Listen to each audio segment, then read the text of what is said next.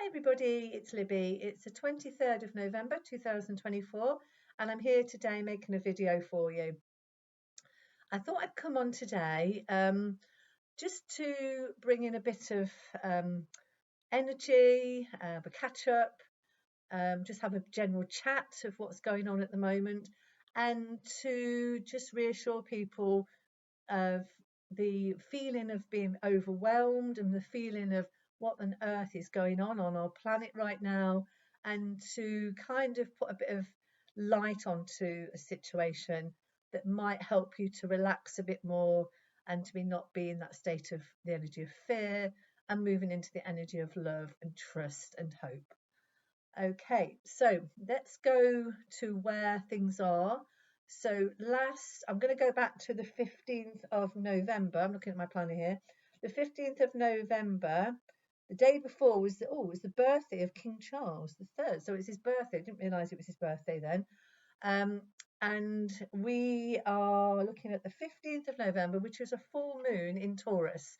So the full moon in Taurus is about the earth. It's an earth sign. It's very much connected to farming. Excuse me. Very connected to farming, connected to the land, agricultural things like that, growing your own, practical things.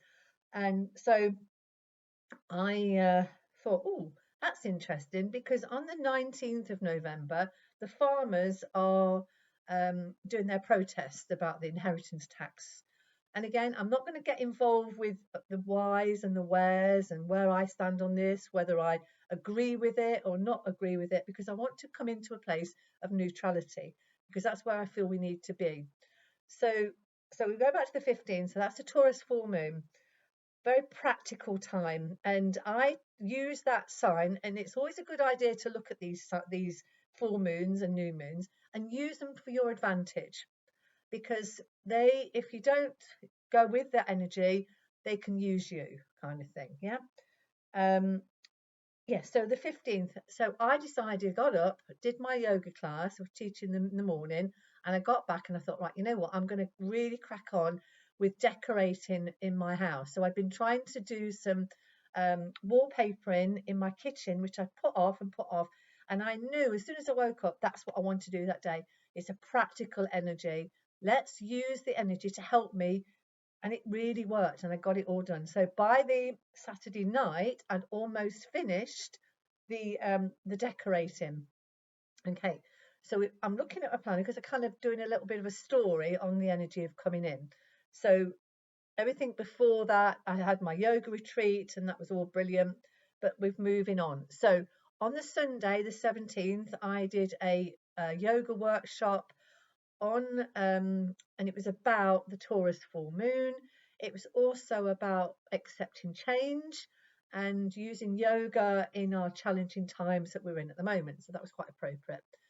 Monday, I can't remember what I did Monday, but on Tuesday, I was celebrating. I was celebrating the fact that Capricorn had been freed from Pluto. So Pluto had been in Capricorn for the last 18 years, and I was celebrating. I actually had some reflexology on that 19th, and I ordered something, I'll show you in a moment, that I treated myself for. I was originally going to go and meet some friends in town, and we're going to have lunch. And because of schedules and things like that, diaries and clashing, we weren't able to do that. So I thought, you know what, I'm still going to go out and I'm going to celebrate.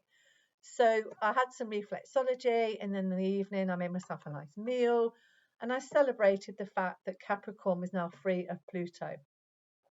But it kind of wasn't. It's not kind of over. And it was interesting that on the 19th there was the farmers' protest in London, and that was on the 19th, the day that Pluto went out of Capricorn and went into air sign. So air sign is using your voice, it's speaking, it's about travel. So they travel down to London. So it's all about the change in energy. It was interesting. because obviously the full moon on the 15th was moving it forward for them to, because they didn't even know if they were going to be able to do it, to be perfectly honest. There's been a lot of challenges. The farmers union and things had been saying, no, we can't do it because of security risks, all sorts of stuff, you know. So that was going on. And up until then, it felt kind of everything was sort of going to plan kind of thing. So then on the as soon as it went into the Pluto went into Aquarius, things have speeded up. Yeah, things are really, really quick. And from one day to the next is something different. There's stuff being thrown at us. And to me, this is what I'm getting the analogy, is a child in a pram throwing out its toys, and it's thrown one out, you know, and the mum picks it up and gives it back, and he throws it out again, and eventually the mum goes, I ain't picking up anymore. And that's kind of the energy I feel now. They whoever's throwing out their toys, I keep throwing out and throwing out, and they're getting more toys, and they're now going right at the bottom of the pram and finding the last bits that they can really throw out. And they're almost taking out the pram and pulling bits of the pram out and throwing those out till they get to the bottom of the pram, and there's nothing else to throw out, because how much can we bring out there to annoy people, to disrupt the energy? And now today we are hearing of these packages that are now being found in train stations and airports, again, a security risk. But apparently the police are just like, oh well, it's just a normal thing, really. You need to accept this. This is what's going to happen now in our cities. So people are going to be like, oh no, I'm fearful now. I can't go to London. I can't go Christmas shopping. No, just go out and do your own thing, because it's Aquarius energy. It's about travel, and we're also in the energy of Sagittarius. Moving to Sagittarius, probably Wednesday, Thursday. I can't remember the date of it now, but it's that Sagittarius energy that's saying, move on, have a party, go out and do nice things, enjoy yourself. Um, I have a few Sagittarius friends. I had one friend in particular. When I was married, I had a really good friend, and he was always very jolly, very joyful, and always up for a party. And he had this energy of, yeah, whatever, you know, that kind of thing. So really and truly, it's about them sending out their toys out the pram, and you know, enough's enough. Really, we don't need to be looking at that energy anymore, and we need to be in going to a place of our own happiness, our own inner happiness, and knowing that happiness always comes from within and nowhere else. Okay, so we're on the 23rd now, so we've gone through the Capricorn ending of in Pluto, or Pluto in Capricorn, and now we've got this Aquarius energy.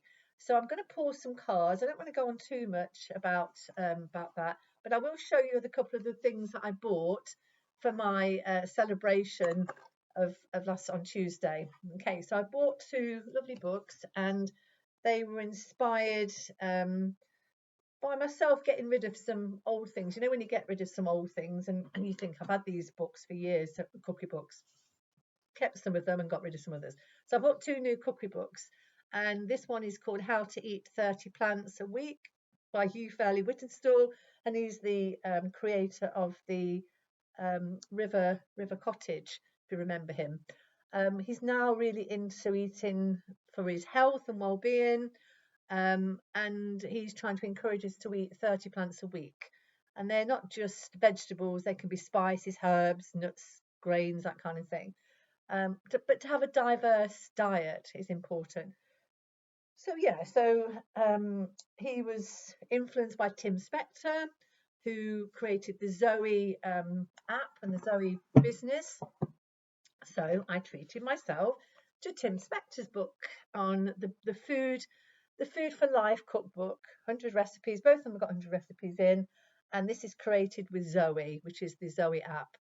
I don't want to talk too much about Zoe, but if you Google Zoe or go onto YouTube, you can find out all about Tim Spector and his journey. and he's got the most beautiful cookbook. And I like it, the fact that there's quite a big introduction, because sometimes these cookbooks have a little bit in, but there's an awful lot here of why eat all these lovely plants and things. And he does have, it's not completely vegan. There are things like cottage cheese, dairy, that kind of thing in there.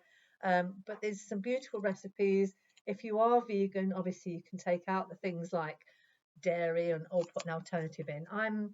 I was vegan for quite a while. I was actually raw vegan for about 2 years, and I had incredibly good health, but I didn't have that health very well much in the winter. I really suffered because I wasn't getting I wasn't getting the warming foods because it was raw.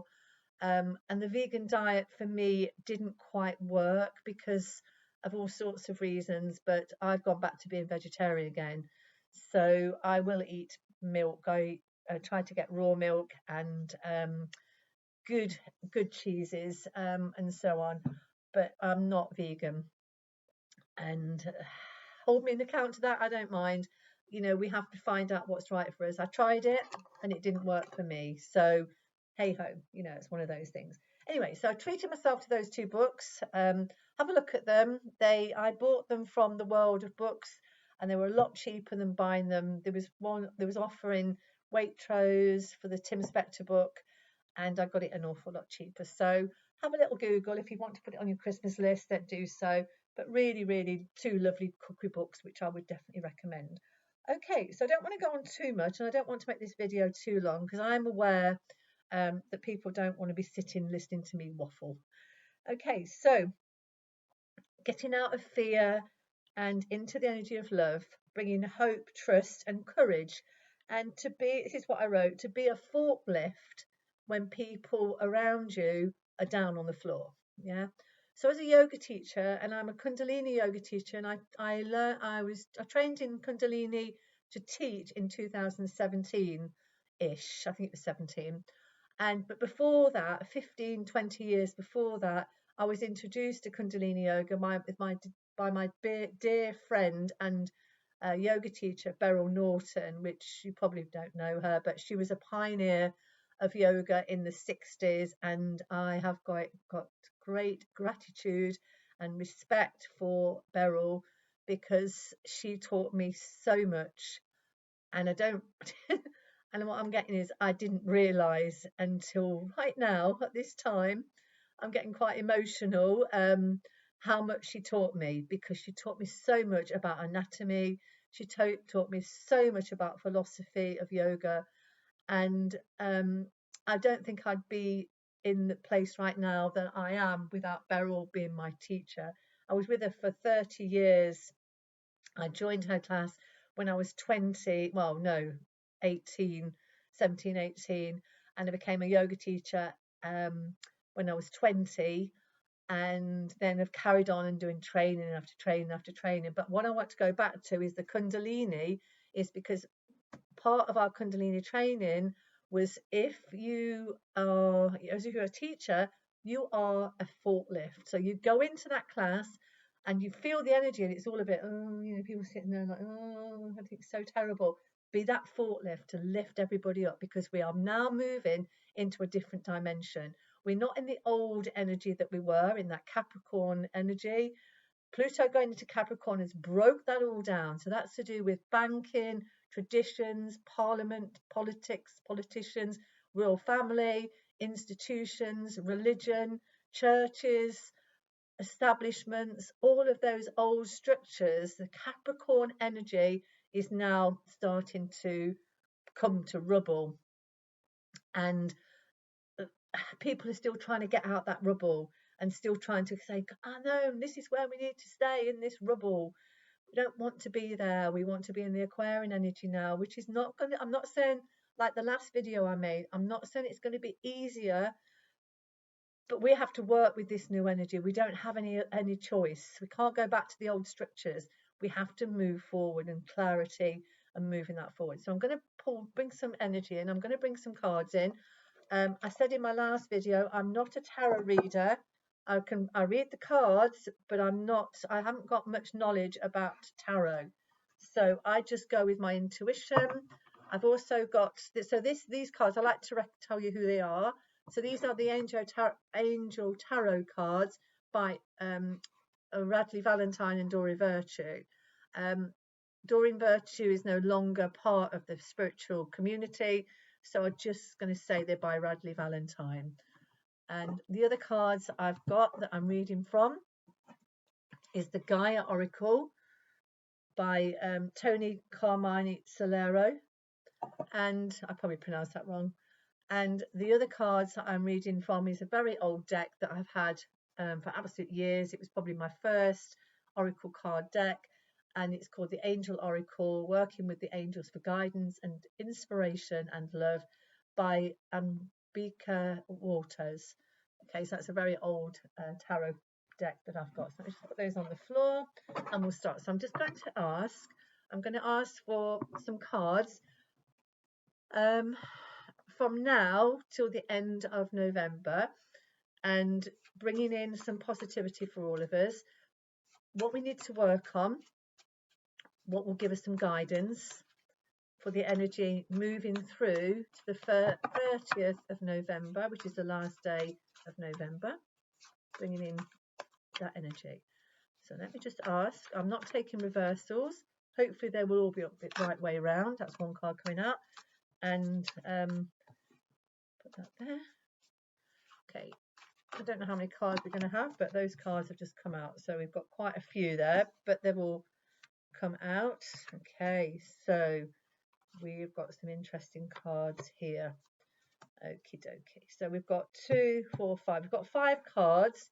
At the bottom of the pack I always like to look at. That's the King of Fire. So we'll put that as the energy that comes out of. All right, let me just put those aside. Okay, I need to put my glasses on. So the first card that came out, well, they all came out kind of like as a pile. And it's the 7 of Air. And it says plans that need revision, more going on that meets the eye, poor timing. So that to me is that old energy crumbling down. And this card, the horses look like they're on the knees. The horse here is almost like on his knees, he's kind of collapsing. And it all looks a bit like what's going on at the moment. So plans that need revision, more going on that meets the eye, and poor timing. So for me, this is the old world, the old structure kind of breaking down, and there's a lot going on. There's an awful lot going on, more than we know, and we will get to know what's been going on. And it's all poor timing because they're trying to keep that, holding on to that, but it's poor timing. It ain't going to work. All right. So that's a 7 of Air. So that's the energy of Wands, 7 of Wands. And then we've got the Ace of Air, or the Ace of Wands. And this is brilliant new ideas and inspirations, seeing the truth of a situation, a challenging beginning. And like I said, when a sign comes in, an energy comes into a new sign, like Pluto coming into Aquarius, is going to be not all honeymoons, lights, sunshine, and all of that. We're going to have to go through the challenges, which is what that card's saying. So this is interesting, isn't it? Remember, this is just for pleasure reading. This is not true facts. It's just what I read with the cards. All right. So the next one is the Page of Earth. So that's the page of coins, or coins, or whatever they're called. They do have a name in the tarot. Pentacles, sorry. So this is about dependable energy, patient and successful.